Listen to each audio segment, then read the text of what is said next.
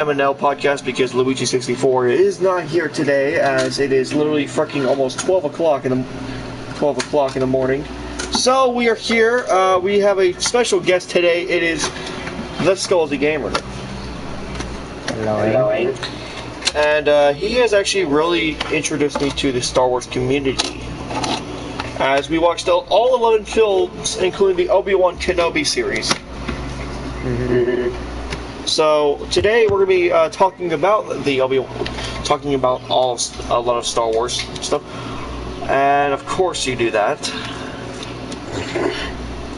Hey, at least I did the two best colors. Yes, I know. But today, folks. Okay, so I don't really know where to start around all this. So, you can decide of where to fucking go from here. You are the guest here, so we'll begin with you. Favorite movie out of the saga? Like, do you want me to say mine, or do you want to say... Yeah. My favorite movie of the saga? Ooh. Well, yeah, of course. Which one's your favorite and why it is your favorite? Well, of course, it's Empire Strikes Back, but I want my own opinion. But the problem is, I can't do my own opinion because you'd be like, "What the fuck?" But okay, I'll say this. I'll say this. If you're not doing okay, let me say this. I'm not counting the original trilogy. Let's say this. Because it'd be fucking easy pickings if it was the original trilogy. So if I were to pick the original trilogy, it would be Revenge of the Sith. Same. Because oh my god. Yep. The cinematography is freaking beautiful. Hayden Christensen and Ewan McGregor play fucking beautiful as fucking Obi-Wan and Anakin. Beautiful! Exactly. Astonishing character. Literally, I'm gonna say it right now, this is my opinion, two of the greatest actors in all of the Star Wars history. Absolutely.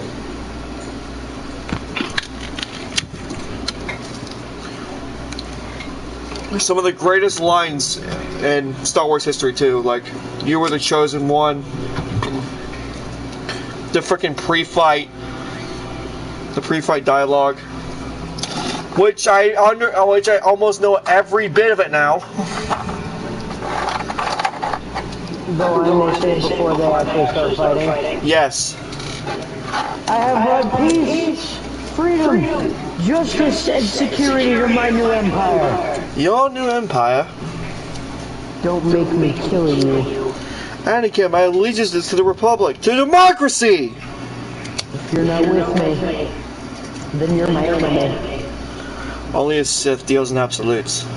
I'll do as I must.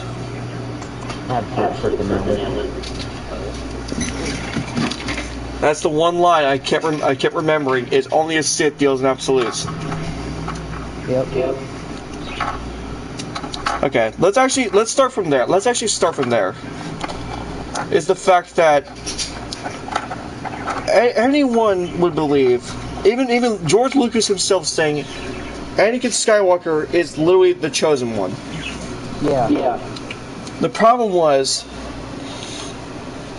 Anakin could not bring himself to be an actual Jedi. He couldn't pressure icon over everything. It wasn't the pressure, it's what he lost. He let his feelings get the best of him. Yeah, he literally... I mean, it's just that. It's just... Anakin lost so much. So he thought being a Sith would be the best option, but he couldn't. I mean, you can actually see that he was actually crying because he was a Sith, because he lost everything. Even as a Sith, he couldn't do anything. Yeah. Let me say this. Like, there's right my question is this: what if he never became Vader? Like, Not by, oh, like, joining the Sith. I mean by, what if he had never had this suit? It's not Vader, then. Because in Obi-Wan, he says that Obi-Wan didn't kill Anakin. Vader did. But the thing is, what if he never got the suit? Well, the suit isn't technically Vader itself. But that's the main key thing about Vader, is that suit in general. Well, when you think of Darth Vader, you don't immediately think of Sith Anakin Skywalker. I think of the helmet. You think of that helmet and that suit.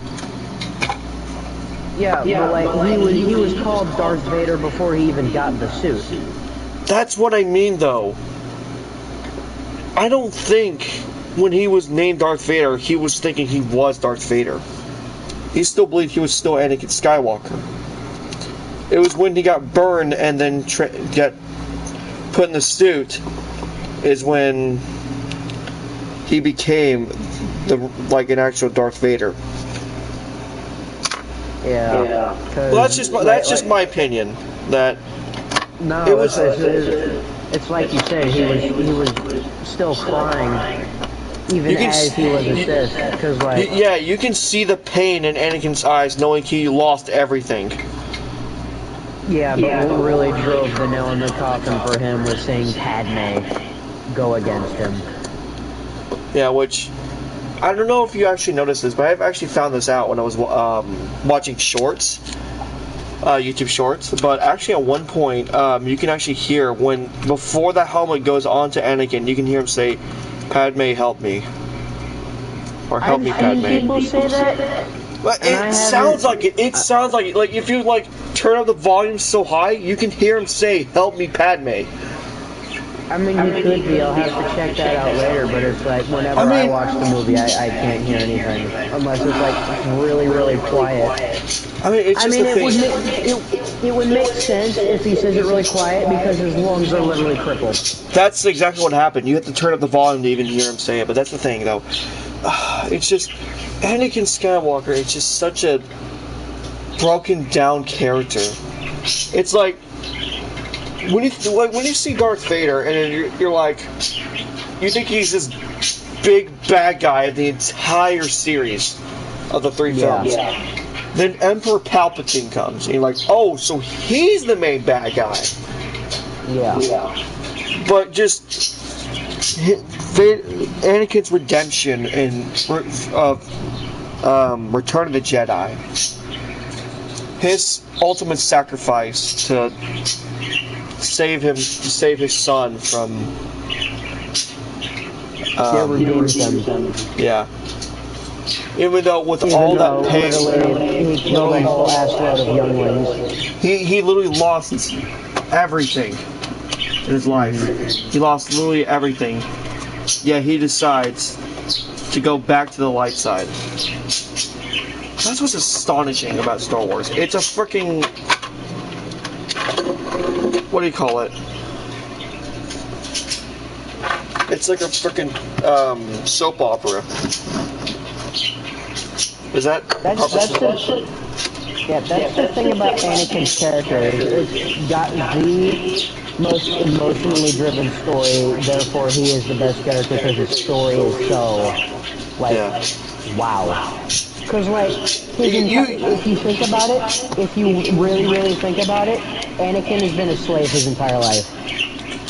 He was he literally just couldn't have any freedom. No, he was a slave as a child. He was a slave to the Jedi Order, and then he was a slave to Palpatine. He had no freedom. That's probably one of the biggest things, that he had no freedom. Obi-Wan, on the other hand, he didn't want freedom. He wanted peace. Yeah. Obi-Wan was more like a peace guy, which is probably one of the reasons why he didn't kill Anakin / Vader and Obi-Wan. Yeah. It's because he didn't want to kill. He wanted to save.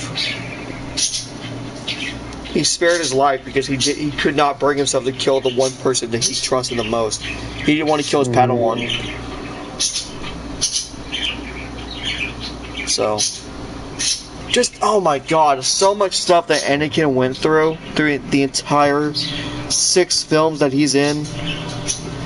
Oh my god. When you think about it, it's like the Skywalker saga for a reason. Yeah, which we don't include the last 3 films because the only thing that fucking redempts that is the fucking fact that Luke Skywalker. The only time Luke was actually good was the 3rd fucking film of that entire trilogy. Well, I mean, he was kind of okay in The Force Awakens, although he was only in it for like maybe 20 seconds. But see, they set him up like that because they were gonna make his story actually like a good story, and then Rian Johnson happened and made him throw the lightsaber. Yeah. Let's just be honest, that's not Luke Skywalker at all. That's just not. No, well, the way they went with Luke Skywalker saying like, oh, he lost everything with just one person, like with Kylo Ren absolutely just burning it. I don't fucking think that's a great story for a fucking background, for a fucking villain. Yep. I feel like, in my own opinion, that is the worst way to fucking set a villain. You're telling me, like, I don't know what they could have done. Like, it's just the way they did it is so stupid.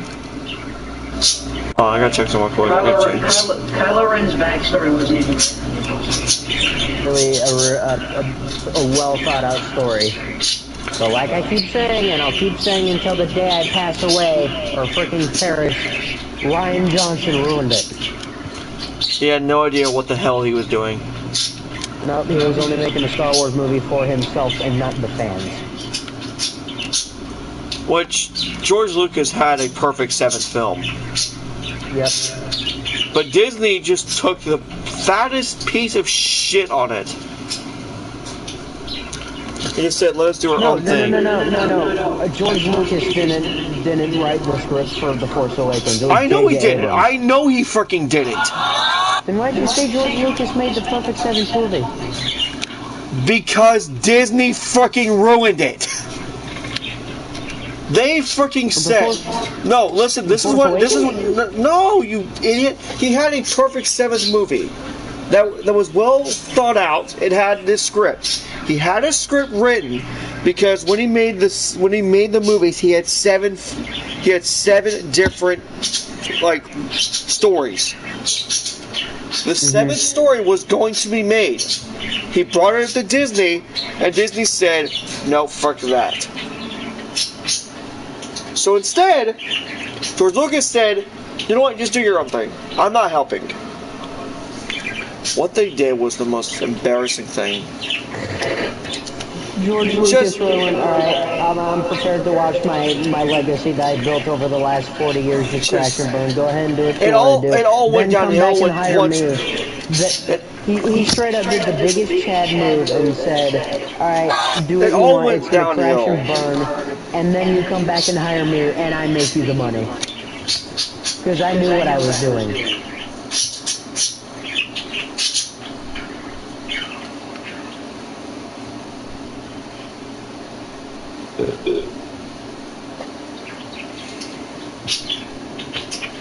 Oh, that looks awesome.